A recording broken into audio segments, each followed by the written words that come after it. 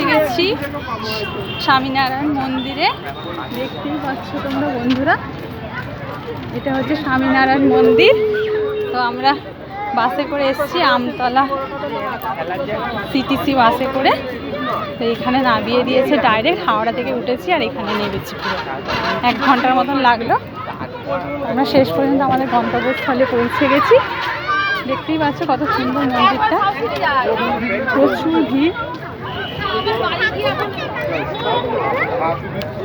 চলো আগে দেখাবো তোমার মন্দিরের ভিতরে প্রবেশ করবো।